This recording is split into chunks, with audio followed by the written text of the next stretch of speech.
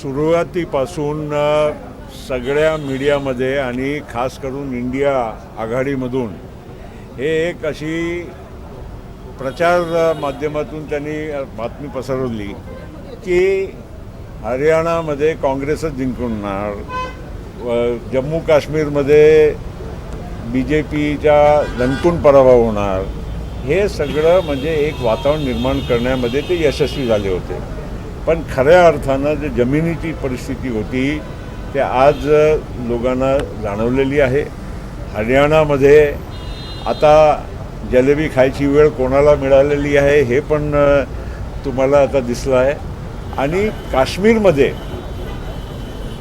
जे काश्मीर व्हॅली आहे, काश्मीरचा भाग आहे, त्यामध्ये नॅशनल कॉन्फरन्स अनेक वर्षापासून ते तिथेच प्रमुख पक्ष राहिलेला आहे. तिथे भारतीय जनता पार्टी की इतर पक्षांचा फार कमी अस्तित्व आहे ते सगळ्यांना माहीत होतं. आणि दुसऱ्या बाजूला जम्मू जे रिजन आहे, जम्मूचा जो हिस्सा आहे, त्यामध्ये भारतीय जनता पार्टी एक नंबरची पार्टी आता सिद्ध झाली. आणि काँग्रेसला जे काही थोडाफार जागा मिळालेल्या आहे ते नॅशनल कॉन्फरन्सच्या भरोश्यावर मिळालेल्या आहे. स्वतःच्या स्वबळावर काही जागा एकही त्यांना मिळवता आली नाही आहे.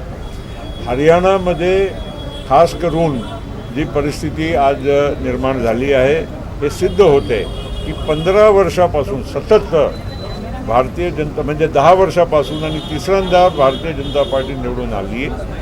आणि जे एक प्रचार होता की शेतकरी नाराज आहे, की अमुक एक वर्ग नाराज आहे, आमचे ते तिथे खेळाडू नाराज आहे, हे एक फक्त मीडिया इव्हेंट करून लोकांचा दिशाभूल करण्याचा प्रयत्न होता. पण खऱ्या अर्थानं जे मागील 10 वर्षापासून मोदीजीच्या नेतृत्वामध्ये महायुतीनी जे NDAनी देशामध्ये प्रगती करण्याचं काम केलं आहे.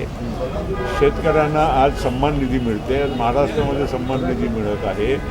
शेतकऱ्यांचे कर्ज आपलं विजेचे जे बिल होते माफ झाले, पुढच्या वीजचे बिल शून्य येणार आहे. अनेक अशा जे क्रांतिकारी योजना आहे. आज लाडकी बहीण आपल्या महाराष्ट्रामध्ये जे आपण योजना लागू केली आहे, आत्तापर्यंत 7,500 रुपये आमच्या बहिणीला त्यांच्या खात्यामध्ये थेट जमा झालेले आहे. हे सगळं लोकांना नजरअंदाज करता येणार नाही.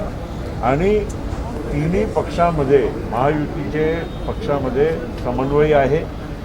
जवळपास 230-35 जागावर आमच्या एकमतही झालेलं आहे. उरलेला जे काही 40-50 जागा आहे त्यामध्येही 1-2 दिवसाच्या नंतर आम्ही बसून योग्य मार्ग काढणार आहोत.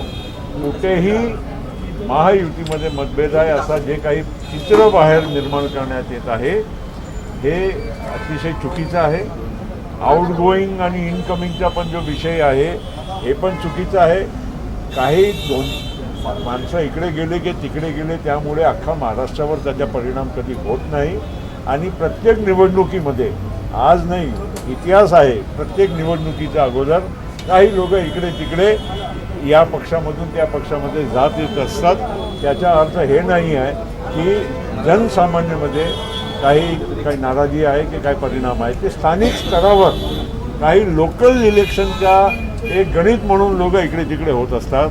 पण आज हरियाणाचा निकाल आल्यानंतर नक्कीच सगळे लोक आउटगोईंग किंवा इनकमिंगवाले विचार करतील अशी मला खात्री आहे. आता लोकसभेच्या वेळी EVM चांगला होता, मोदी साहेबांचा मार्जिन कमी झाला त्यावेळी EVM चांगला होता. आणि आत्ता EVM म्हणजे खराब आहे. काश्मीरमध्ये पण मग EVMला म्हणजे काय बिघाड होऊ शकला असता ना. पण असा काहीच नाही.